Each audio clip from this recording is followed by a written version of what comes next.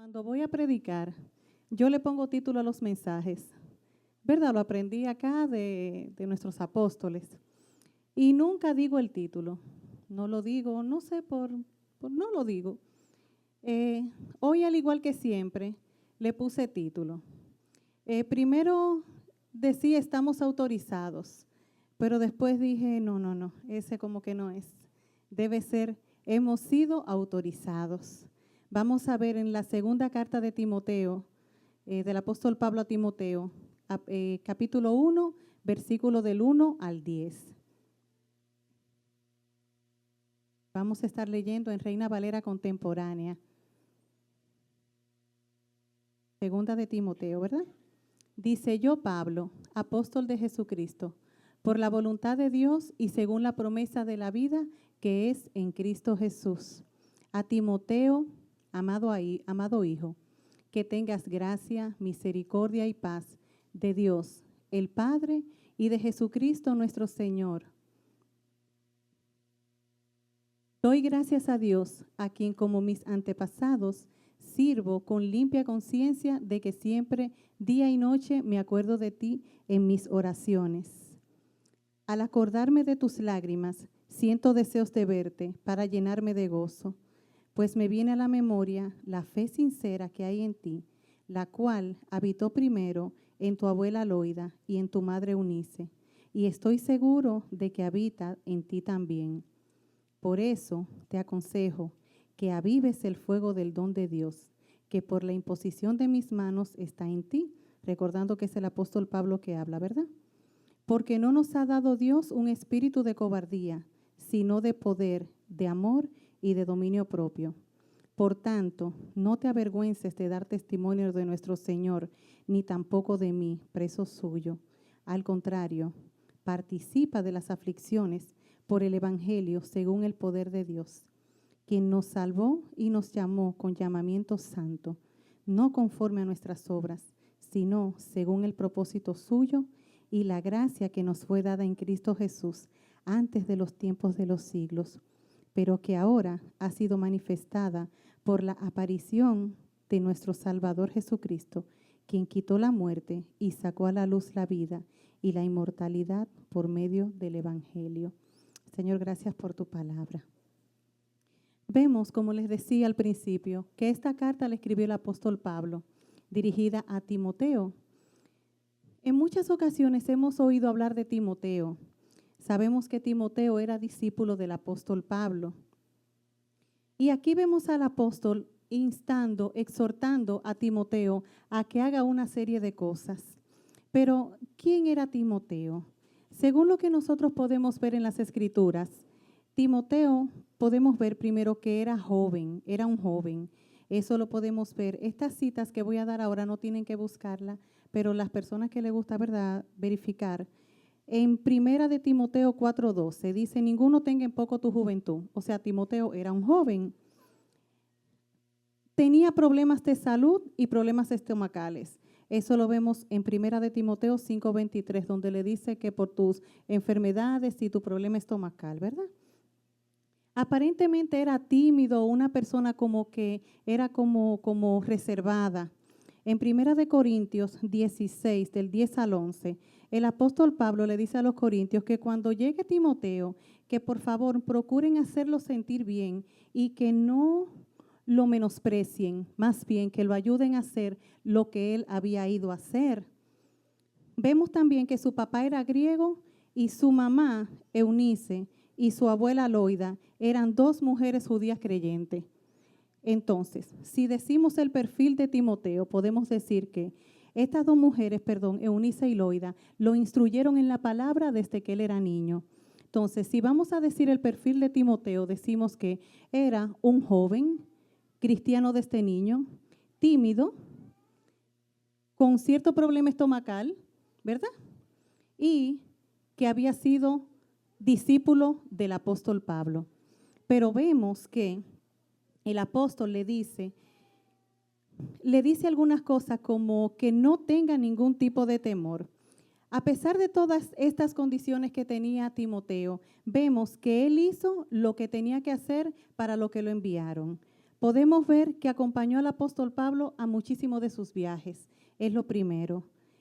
Cuando el apóstol abría una iglesia, tenía la confianza de dejar a Timoteo allí para que fuera el que fuera como ayudando a los hermanos en el crecimiento. O sea, que era como maestro, ¿verdad que sí? Él enseñaba la palabra. Aparte de eso, estuvo en Filipos, Macedonia, Tesalónica, Corintio y Atenas. O sea que en la iglesia primitiva podemos ver que Timoteo era una persona, vamos a decir, importante. ¿Por qué? De hecho, 2 cartas de las que el apóstol escribió se la dirigió a Timoteo. La primera ya fuera de la cárcel, pero la segunda carta a Timoteo fue desde la cárcel misma. O sea que si él en su aflicción, una de las personas en las que pensaba era en Timoteo, quiere decir que era un apoyo para él. Pero acabamos de decir que era joven, tímido y enfermizo. Y a pesar de todo, Timoteo ayudaba, hacía lo que tenía que hacer. Vamos a ir viendo el versículo. Quise dar un pequeño, una pequeña vista a quién era Timoteo. Y vamos a ir viendo lo que leímos verso por verso. Me gusta la forma en que Pablo se dirige a Timoteo, amado hijo. O sea, había una relación cercana entre ellos dos. Eso lo vemos en el capítulo 2, cuando él le dice, Timoteo, amado hijo, que tengas gracia, misericordia y paz. O sea, Pablo se dirige a él como un hijo y le desea cosas buenas. Los que tenemos hijos sabemos que cuando oramos por nuestros hijos, oramos deseando lo mejor para ellos y pidiendo que el Señor tenga misericordia, que les dé paz, que los cubra, ¿verdad? En el verso 3, él continúa hablando de él, de su condición. Y dice en el 4, ¿verdad? Que se acuerda de las lágrimas de Timoteo y que tiene deseos de verlo, lo que nos confirma una vez más que tenían una relación cercana él y el apóstol Pablo. Dice, vamos a ir entonces al versículo 6. Dice, en el versículo 6, el apóstol le dice en una parte, aviva el fuego del don de Dios que ha sido impuesto, ¿verdad? Que he puesto en ti con la imposición de mis manos. Bien, cuando nosotros hablamos de fuego, ¿en qué pensamos? Pensamos inmediatamente en el Espíritu Santo, porque el Espíritu Santo es el que se mueve en la iglesia, siempre lo hemos dicho, es fuego, o sea, es el que aviva. El Espíritu Santo es el que da los dones y los perfecciona a la iglesia. Entonces, cuando el apóstol le dice, aviva el don que hay en ti, o sea, pon en movimiento esos dones que Dios te ha dado, porque de la única manera que nosotros podemos perfeccionar esos dones es si los ponemos en acción, si los ponemos al servicio del Señor. Entonces, él le dice, aviva el fuego del don que hay en ti, ¿verdad? Dice, el que da los dones, ¿verdad? Es el Espíritu Santo y los perfecciona. Entonces, cuando de la única manera que nosotros podemos estar así como en ese avivamiento, en esa relación con el Señor, es hablando con Él. Y hemos dicho que la manera de hablar es, yo le hablo con la oración, Él me habla con la palabra. Entonces, ahí yo sé qué es lo que Él quiere, cuáles son mis dones, qué es lo que tengo que hacer y lo hago, pero con el fuego del Espíritu, que es producto de yo estar en comunión con Él. Porque inmediatamente aquí el apóstol Pablo en Primera de Timoteo, cuando habla del problema de las enfermedades, él le dice que él ha impuesto sus manos, ¿verdad? Vamos a ver, Primera de Timoteo 5:22, perdón, dice, no impongas a nadie las manos con ligereza, ni participes en pecados ajenos, consérvate puro. O sea que para nosotros poder tener ese fuego vivo en nosotros, necesariamente tenemos que estar puros. ¿Y cuál es la pureza del cristiano? Pues estar lejos de verdad, de pecado. Entonces, el apóstol Pablo lo insta a él a que se mantenga puro. ¿Para qué? Para que eso que ha puesto el Señor en su vida pueda fluir libremente. Si hay un obstáculo en nuestras vidas, no va a poder fluir, no va a haber ese fuego, esa llama. Yo relacionaba la palabra poder con power, un interruptor, se enciende. O sea, cuando viene ese poder, o sea, tenemos necesariamente que estar activos. Y el cristiano, como está activo, es ejercitando sus dones en la iglesia. Dice, yo hacía una comparación, ¿verdad?, de esto de nosotros estar accionando los dones. Y Y lo comparaba cuando yo estaba en el colegio, jugaba voleibol. No muy bien, pero le daba la pelota, ¿verdad? Y luego cuando comienzo a trabajar en una compañía, resulta que la capitana del equipo de voleibol de la compañía estaba en el colegio con una de mis hermanas. Mira, yo necesito mujeres que por lo menos sepan de esto. Digo que Ercira, bueno, había siempre una actividad que se hacía interbancaria, ¿no? Y siempre estábamos practicando para las bancentralianas porque no hacíamos más nada que eso. Y el entrenador siempre procuraba foguearnos. Yo siempre decía, pero, o sea, eso no es más que buscar otro equipo para que juegue contra nosotras. Entonces, ¿cuál es el propósito de esto? Primero, que lo que Él nos ha enseñado lo pongamos en práctica, que lo hagamos sin temor, que aprendamos a hacerlo con seguridad, que aprendamos estrategias del otro equipo para nosotros, cuando estemos en actividades futuras, en juego futuro, podamos determinar antes de que el oponente haga la cosa qué es lo que va a hacer y entonces poder tomar acción. Entonces, cuando nosotros estamos fogueados en el Evangelio, vamos a decir, es porque estamos activos, porque estamos moviendo, porque estamos haciendo lo que nos corresponde. Entonces, inmediatamente vemos algo, estamos tan envueltos en la cosa del Señor, que todo lo que no viene del uno, como que de una vez se le prende el interruptor, ¿verdad? Y eso se llama discernimiento de espíritu, ¿verdad? Ok. Entonces, inmediatamente como que lo detectamos. Entonces, ese fuego, ese accionar, esa emoción, ese deseo, ese anhelo, es el Espíritu Santo que lo pone en nuestras vidas, para que para nosotros poder hacer la obra para la cual hemos sido llamados. En el versículo 7 vemos que el apóstol le dice que Dios no nos ha dado espíritu de cobardía, sino de poder, amor y dominio propio. No nos tenemos que sentir mal si tenemos cierto temor.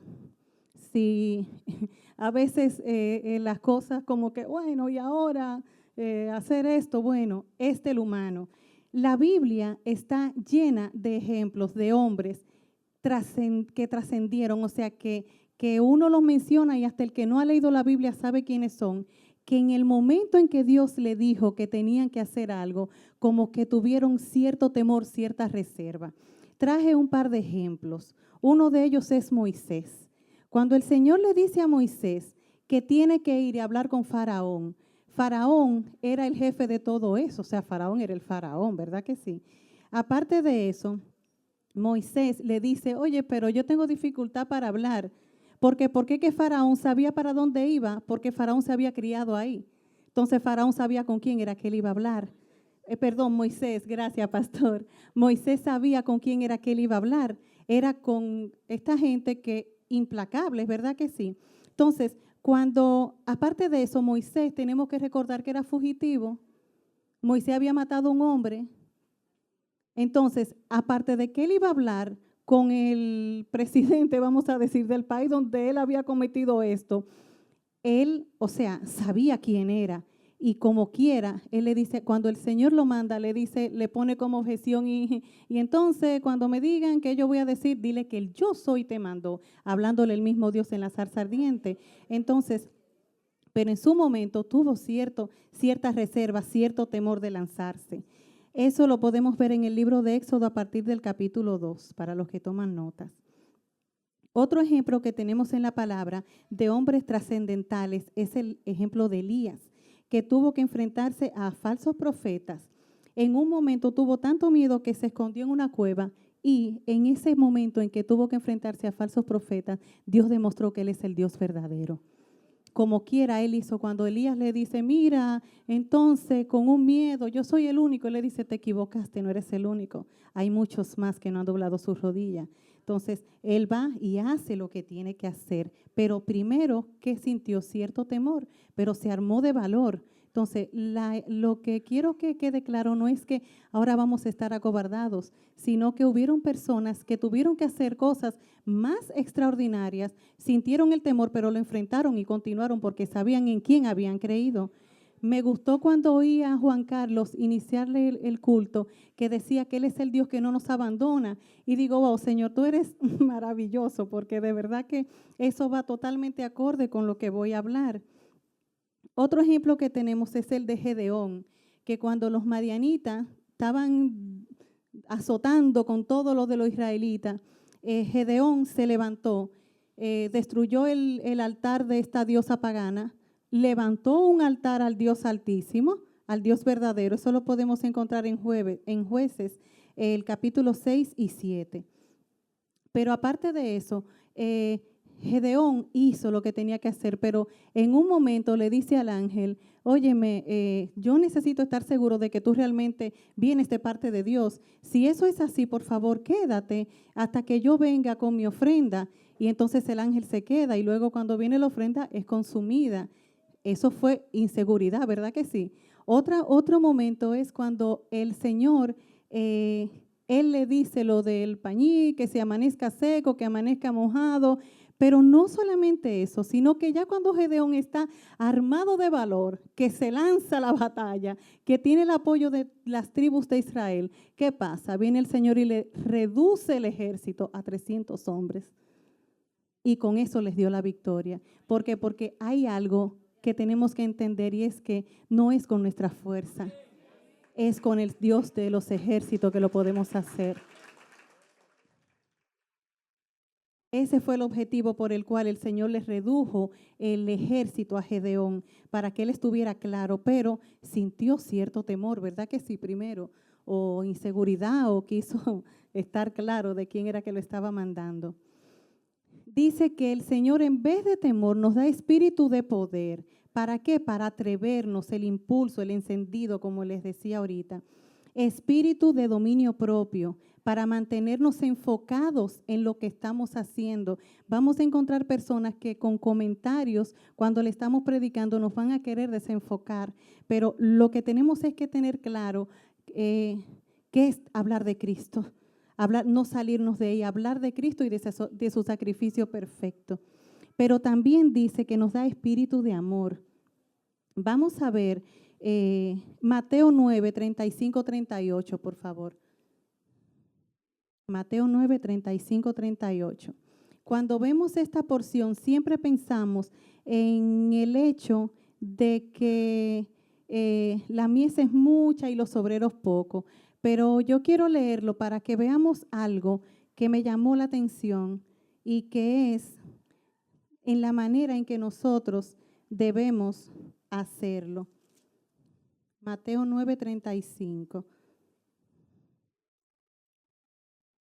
Leyendo también en Reina Valera contemporánea, dice, Jesús recorría todas las ciudades y las aldeas y enseñaba en las sinagogas de ellos. Predicaba el evangelio del reino y sanaba toda enfermedad y toda dolencia del pueblo.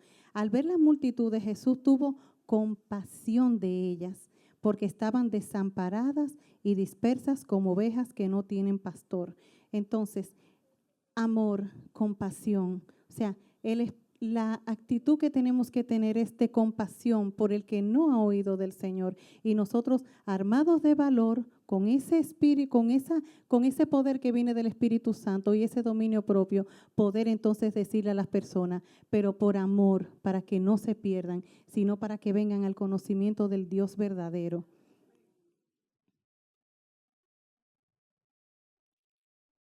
El versículo 8 de Primera de Timoteo, que es el verso que estamos tratando, ¿verdad? Dice el apóstol que no, le dice a Timoteo que no se avergüence de dar testimonio del Señor y le insta que participe de las aflicciones del evangelio por medio del poder de Dios. A veces nos avergonzamos, nos da temor, nos da cierta cosa y a veces hasta es por el hecho de que creemos que hay personas más capacitadas que nosotros para hacer las cosas, pero es verdad que tenemos que prepararnos, tenemos que capacitarnos para hacerlo correctamente, pero cuando el Señor manda, respalda.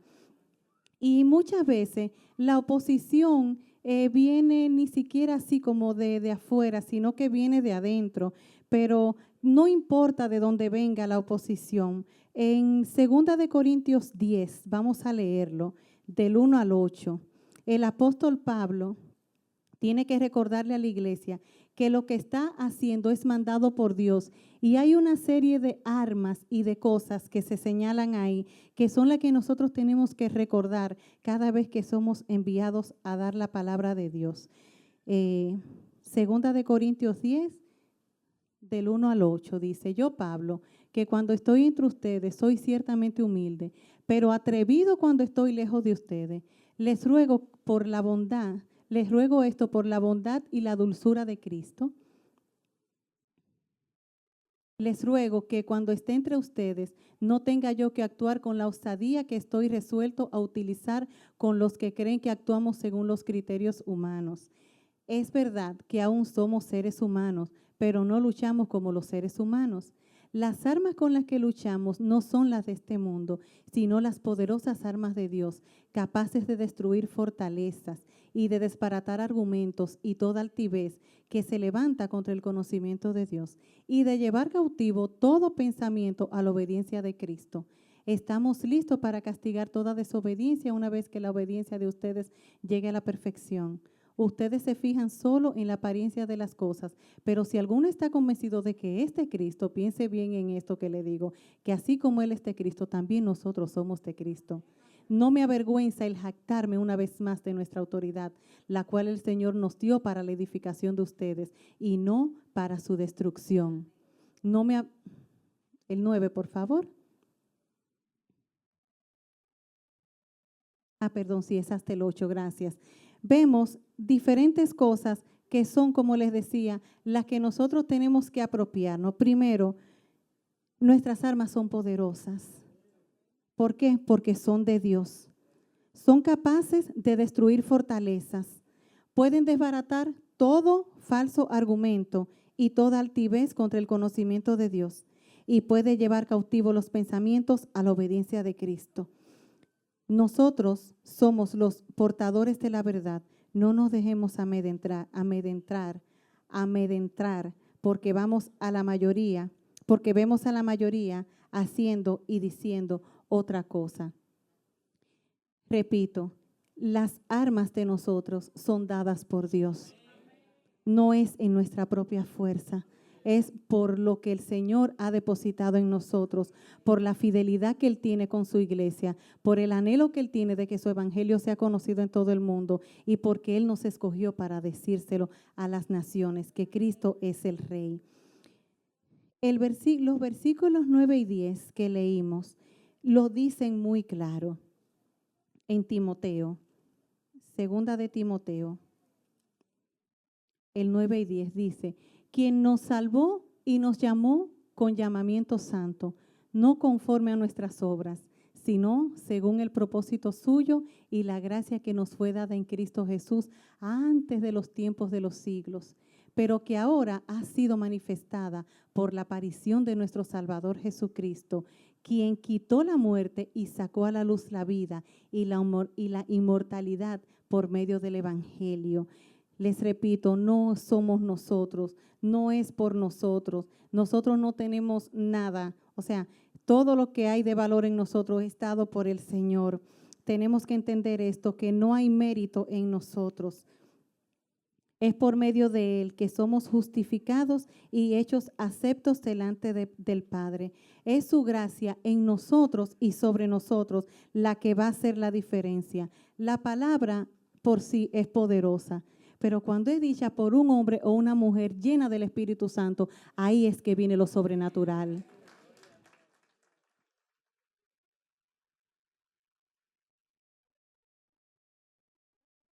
Y como les decía al principio, de la única manera que podemos estar así llenos del Señor es con una comunión íntima con Él. Bien, no debemos temer aunque la persona a quien le vamos a hablar sea un jefe, como Moisés con Faraón, o si tiene muchos frentes opuestos, como Elías y los falsos profetas, o si somos jóvenes enfermizos y tímidos, o si es quien tiene el poder para despojarnos de nuestros bienes. Llevemos esta santa y bendita palabra, pura, limpia, como está escrita en ella, a tiempo y fuera de tiempo, porque los acontecimientos que hemos visto nos demuestran que Cristo viene muy pronto. Dios les bendiga.